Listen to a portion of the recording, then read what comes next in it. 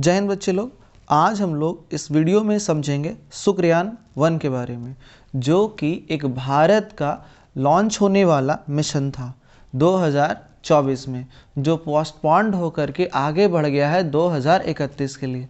हम लोग समझेंगे कि उसके पीछे का क्या कारण है और बाकी दूसरे कंट्रीज़ को जो है वो वीनस को लेकर के क्या प्लान है, और क्या अब से पहले कोई सैटेलाइट जो है वहाँ तक भेजे गए हैं या नहीं भेजे गए हैं। चलिए शुरू करते हैं फिर। आज का हम लोग का जो सेशन है वो क्या है, शुक्रयान 1। आखिर चर्चा में क्यों है? क्योंकि 2031 में इसको जो है डेट बढ़ा दिया गया है। पहले इसरो का प्लान ये था कि ये जो शुक्रयान 1 मिशन है उसको दिसंबर 2024 में लॉन्च करे, बट इसको आगे बढ़ा करके पोस्टपोन कर दिया गया है 2031 तक। आइए आगे बढ़ते हैं। कह रहा है कि इसके अलावा जो अमेरिका यानी यूएस और यूरोपियन स्पेस एजेंसीज के जो प्लान थे, वीनस मिशन जो था 2021 का है। देखिए यूएस का 2021 का जो मिशन है उसका नाम क्या है, वेरिटस, और जो यूरोपियन स्पेस एजेंसी का जो वीनस का मिशन है उसका नाम क्या है, एनविजन रिस्पेक्टिवली। जबकि चाइना जो है वो कब लॉन्च कर लेगा, 2026 या 27 में। मतलब यूरोप, अमेरिका और इंडिया का जो प्लान था लॉन्च करने का वो 2031 तक डिले कर दिया गया है। मतलब अब ये 2031 में लॉन्च किया जाएगा। जबकि जो चाइना है वो अपना शुक्रयान का मिशन 2026 या 27 में लॉन्च कर लेगा। अब वो चलेगा या नहीं चलेगा वो चाइना को भी पता नहीं होगा, क्योंकि चाइना के जो प्रोडक्ट होते हैं वो कितने दिन टिकते हैं आप सबको पता है।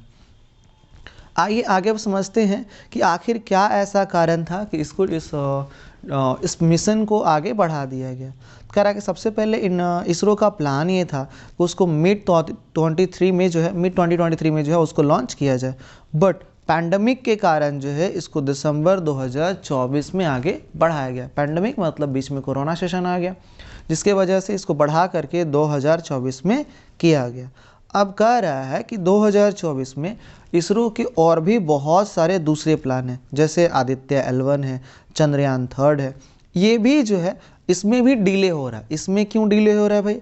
Manufacturing delays and commercial launch commitments. देखो समझो, मैन्युफैक्चरिंग डिलेज क्या होता है। मतलब एक तो इनके जो पार्ट्स बन रहे हैं उनको बनने में डिले हो रहा है।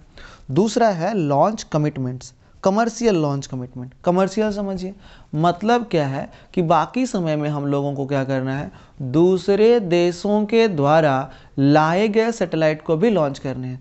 जिन सैटेलाइट्स को हम लोगों ने प्रॉमिस किया है कि आप सैटेलाइट बनाइए, बदले में हम आपके सैटेलाइट को क्या करेंगे, लॉन्च कर देंगे। समझ गए ना? अच्छा, इससे फ़ायदा हम लोग को क्या होता है, हम लोग जो सैटेलाइट लॉन्च करते हैं दूसरे कंट्रीज़ को, बदले में हमें उनसे कुछ पैसे मिलते हैं, मनी मिलता है, और इसरो फिर उस मनी का इस्तेमाल जो है अपने आगे आने वाले मिशन में इस्तेमाल करती है, क्योंकि गवर्नमेंट की तरफ से जो फंड मिलता है वो काफ़ी लिमिटेड होता है। और अगर whole and sole ISRO government के ही फंड पर डिपेंडेंट रह जाएगा तो फिर वह अपने आगे के जितने प्लान से वो उसको सक्सेसफुल नहीं कर पाएगा। तो कमर्शियल लॉन्चेस के थ्रू क्या होता है, इसरो जो है वो फंड इकट्ठा करती है आगे के मिशन के लिए। आइए आगे समझते हैं। Optimal launch windows from earth to Venus occur once around every 19 months. कह रहा है एक सही समय जो अर्थ से वेनस पे अगर कुछ लॉन्च किया जाए तो हर एक 19 महीने में होता है। This way ISRO has backup launch dates in 2026 and 28।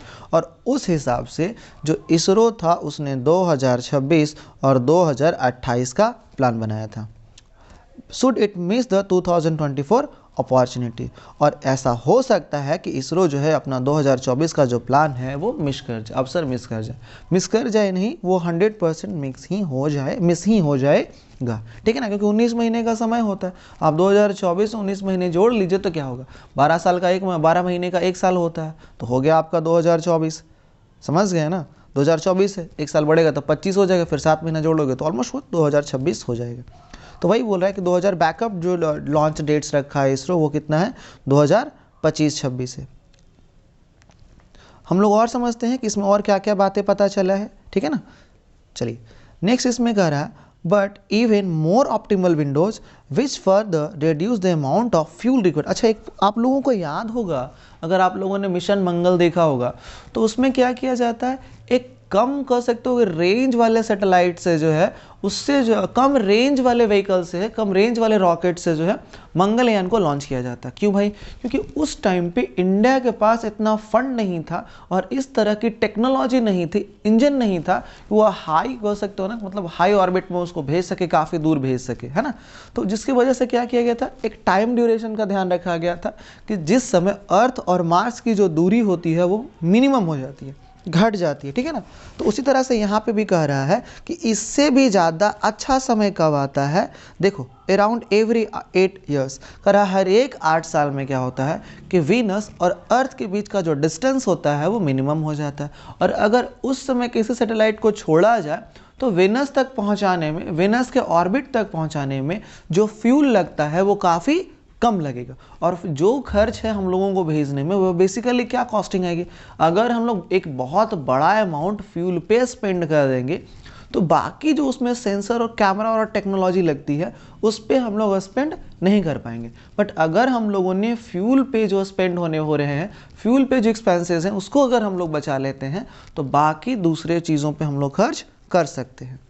Right now 2031 window is considered very good by the expert, और इसलिए जो एक्सपर्ट्स हैं वो ऐसा कह रहे हैं कि 2031 में, अभी 2023 चल रहा है, अभी से 8 साल जोड़ लीजिए, है ना, तो 2031 हो जाएगा। तो 2031 में एक्सपर्ट विशेषज्ञों के अनुसार जो सबसे सही समय है।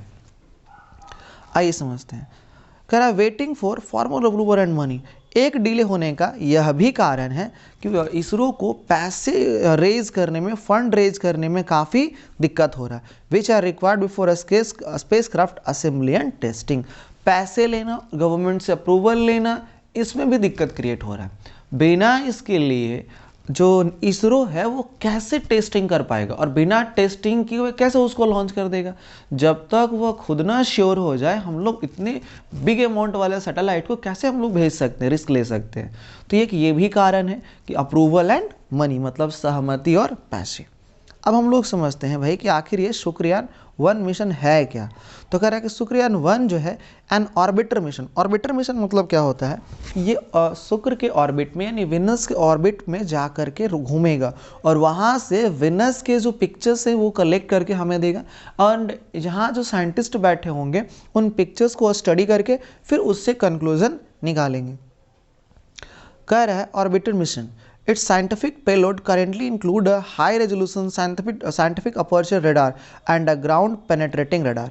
कह रहा है कि इसमें जो पेलोड होगा, मतलब ये जो मिशन में जो रॉकेट जाएगा तो उसमें आगे के जो भाग में जाएंगे वो क्या रहेगा, एक high resolution synthetic aperture radar रहेगा और एक ग्राउंड पेनेट्रेटिंग रडार रहेगा। आप खुद समझिए, एक से हम लोग उसके पिक्चर्स को कलेक्ट करेंगे और दूसरे से जो वेनस की जो ज़मीन है, वेनस की जो धरती है, जो मिट्टी है, उसके बारे में स्टडी करने में हेल्प करेगा।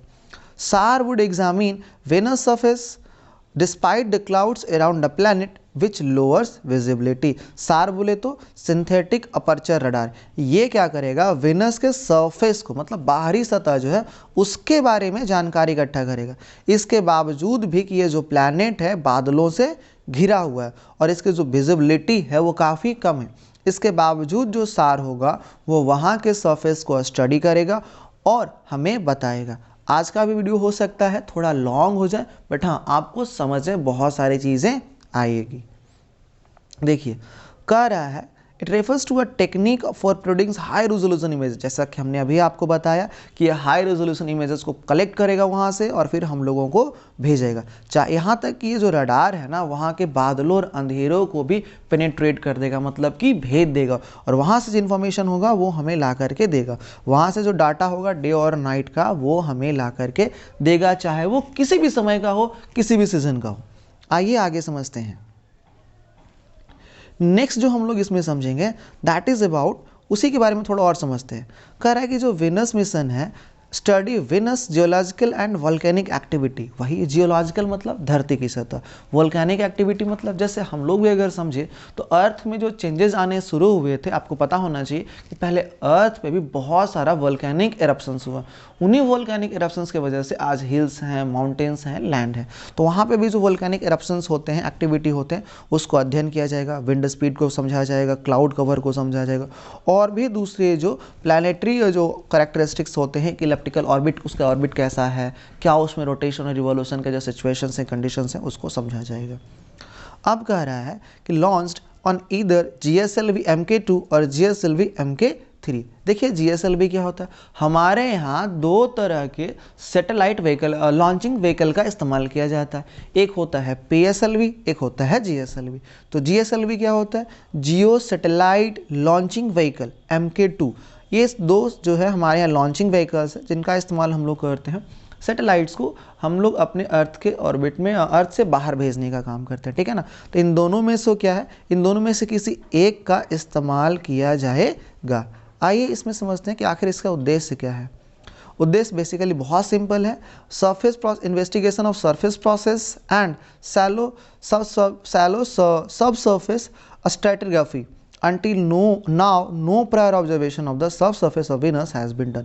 सबसर्फेस क्या होता है, मतलब वेनस को हम लोगों ने बाहर से तो थोड़ा बहुत ऑब्जर्व किया है, बट उसके अंदर के जो कंस्ट्रक्शंस है, अंदर की जो सॉइल है, उसके बारे में अभी तक कोई भी नहीं अध्ययन किया गया। देखिए वही कह रहा है कि स्ट्रेटिग्राफी क्या है, बेसिकली ब्रांच ऑफ जियोलॉजी है जिसमें रॉक लेयर्स को समझा जाता है, जाना जाता है, अध्ययन किया जाता है ना। तो हम लोगों का जो सैटेलाइट जाएगा वो दो काम करेगा, एक बाहर भी अध्ययन करेगा और एक जो वेनस के ऊपर सॉइल मौजूद है उसका भी अध्ययन करेगा। आइए आगे समझते हैं। कह रहा है वहाँ के स्ट्रक्चर, कंपोजिशन और जो डायनामिक एटमॉस्फेयर है उसका अध्ययन करेगा। सोलर विंड जो है और वहाँ जो है आयनोस्फेयर, वेन्यूजियन आयनोस्फेयर मतलब क्या हो गया, देखो वेनस से बना वेनोजियन, और आयनोस्फेयर मतलब वो लेयर जो है एटमॉस्फेयर का जहाँ पे आयंस क्या हो, मौजूद हो। नेक्स्ट है आखिर इसकी जो है महत्वता क्या है। तो कह रहा है कि इससे हम लोग जो है, देखो जो सबसे पहले ये समझिए कि वेनस को जो है अर्थ का ट्विंस कहा जाता है। मतलब वेनस जो है ऑलमोस्ट जो है वो अर्थ के सिमिलर है। तो अगर अर्थ के सिमिलर है तो हम लोग ये देखेंगे कि क्या कोई ऐसा कंडीशन एग्जिस्ट करता है कि हम लोग उस पर जाके रह सके। देखो how earth like planets evolve, कि अर्थ के तरह दिखने वाले जो प्लैनेट्स हैं उनका उद्भव कैसे हुआ, वो कैसे बने, और एक अर्थ साइज एक्सोप्लैनेट्स पे रहने के क्या क्या चांसेस हो सकते हैं। एक्सोप्लैनेट्स क्या होता है, वो प्लैनेट जो सन को छोड़ करके किसी दूसरे स्टार के चारों तरफ घूमते हो, उन्हें हम लोग एक्सोप्लैनेट बोलते हैं। अब इससे क्या करा है, हम लोग जो अर्थ के जो क्लाइमेट है उसको भी बहुत अच्छे से समझ पाएंगे, और जो हमारे पृथ्वी पे जो क्लाइमेट चेंज हो रहा है उसको भी और बेहतर तरीके से समझ पाएंगे। आइए ये देखिए, अब हम लोग समझते हैं कि आखिर जो है वो वीनस क्या है ना। व्हाट इज वीनस, वीनस के बारे में देखिए। वीनस का जो नाम है, वीनस क्यों पड़ा है, एक रोमन गॉडेस है जिनको लव एंड ब्यूटी, जो वीनस गॉडेस हैं उनको लव एंड ब्यूटी की देवी माना जाता है, और वो कहाँ की देवी हैं, रोम की देवी हैं। और ये जो है सेकेंड प्लैनेट है सन से, and 6 in the solar system in size and mass. आप जानते हो मरकरी, वेनस, अर्थ, मार्स, जुपिटर। तो हमारा जो वेनस है वो सेकेंड प्लैनेट है सन से, और अगर साइज और मास के हिसाब से देखें तो ये 6th प्लैनेट है। It is the second brightest natural object in the sky after the moon. कर आसमान में दिखने वाले सबसे चमकदार सेलेस्टियल बॉडीज में से, प्राकृतिक वस्तु में से, प्राकृतिक कह सकते हो कि पिंडों में से, ये दूसरा सबसे चमकदार है। सबसे पहला मून है। अब कह रहा है कि जैसे कि बाकी सारे प्लैनेट घूमते हैं, जो वेनस और यूरेनस का जो स्पिन सिस्टम है वो उल्टा है। समझ आया कि नहीं है, सभी जो प्लैनेट्स होते हैं वो एंटी क्लॉकवाइज घूमते हैं, बट जो वीनस और यूरेनस है ये दोनों कैसे घूमते हैं, क्लॉकवाइज घूमते हैं अपने एक्सिस पे। उसके अलावा जो वीनस है हमारा सबसे हॉटेस्ट प्लैनेट है सोलर सिस्टम का। अच्छा, सबसे बड़ा क्वेश्चन ये है कि देखो सबसे नज़दीक हमारा है कौन, मरकरी, सन के, तो गर्म तो सबसे ज़्यादा उसको होना चाहिए था, बट सबसे ज़्यादा गर्म कौन है, वेनस। उसका सबसे बड़ा कारण क्या है? क्योंकि यहाँ पे कार्बन डाइऑक्साइड की मात्रा सबसे ज़्यादा है और ये कार्बन डाइऑक्साइड किस पे काम करता है? ग्रीन हाउस इफेक्ट को, जो सन के हीट को एब्जॉर्ब तो कर लेता है बट उसको जो है वो एटमॉस्फेयर में रिलीज नहीं करता है, जिसके वजह से कंसंट्रेशन ऑफ कार्बन डाइऑक्साइड की वजह से जो वहाँ की जो टेम्परेचर है वो बहुत ज़्यादा है। कह रहा है a day on Venus is longer than a year. कह रहा है वीनस पे एक दिन जो होता है वो एक वर्ष से भी बड़ा होता है। It takes Venus longer to rotate once its axis than to complete one orbit of the sun. ऐसा इसलिए होता है कि वीनस जितना समय सन को घूमने में लगाता है उससे ज़्यादा समय ये लगाता है अपने ऑर्बिट पे कंप्लीट करने के लिए, ठीक है ना। That's 243 Earth days to rotate once, the longest rotation of any planet in the solar system, and only 224.7 Earth days to complete one orbit of the sun. 243 अर्थ का जो 243 दिन है उसको मिला देंगे तब जाकर के वीनस का एक दिन होगा, जबकि 224 दिन मिला देंगे, 224.7 दिन मिला देंगे, 224.7 डेज मिला देंगे अर्थ का, तब जा करके वो सन का कर लेता है। तो आप देखो उसको खुद के एक्सेस पे घूमने में ज़्यादा समय लगता है, जबकि सन के चारों तरफ घूमने में उसको काफ़ी कम समय लगता है। काफ़ी कम समय नहीं बट कम समय लगता है। आप देख सकते हो थोड़ा सा और हम लोग इसमें जो है और इन्फॉर्मेशन समझते हैं वीनस के बारे में। वीनस को है जो हम लोग अर्थ ट्विन भी कहते हैं। क्यों कहते हैं भाई? क्योंकि ये मास में, साइज में और डेंसिटी में और ये जो है रिलेटिव लोकेशंस में जो है हमारे सोलर सिस्टम में अर्थ से मैच करता है, इसलिए इसे हम लोग अर्थ ट्विन्स भी कहते हैं या अर्थ सिस्टर भी कहते हैं, याद रखिएगा। कह रहा है no planet approaches closer to earth than Venus. और कह रहा है आप सीक्वेंस देखिए ना, मरकरी, वेनस, अर्थ, तो कह रहा है कि वेनस के नज़दीक सबसे अगर कोई है तो वो कौन है? अर्थ है। At its nearest its closest large body to earth other than the moon. और मून के अलावा अगर अर्थ किसी के सबसे ज़्यादा क्लोज है तो वो हमारा क्या है? वेनस है। Venus has 90 times the atmospheric pressure of earth. समझने की बात यह है कि अर्थ पे जितना एटमॉस्फेरिक प्रेशर है उससे 90 गुना ज़्यादा जो है एटमॉस्फेरिक प्रेशर है वह किस पे है? तो वेनस पे है। समझ गए ना। अब हम लोग समझेंगे कि इसके पहले कब कब जो है बाकी दूसरे देशों के जो मिशंस हैं वो कौन कौन रहे हैं वेनस को लेकर के। देखिए यूएस का कौन कौन सा प्लान रह चुका है इसके पहले। जो यूएस का वेरिटस प्लान है और यूरोप का जो इविजन्स प्लान है उसके पहले भी जो है उन लोगों के प्लान रहे हैं। जैसे यूएस का मैरिनर सीरीज 1962 टू 1974 भी रहा है। Pioneer Venus 1 and Pioneer Venus 2 जो है 1978 में लॉन्च किया था एंड मैगलन इन 1989।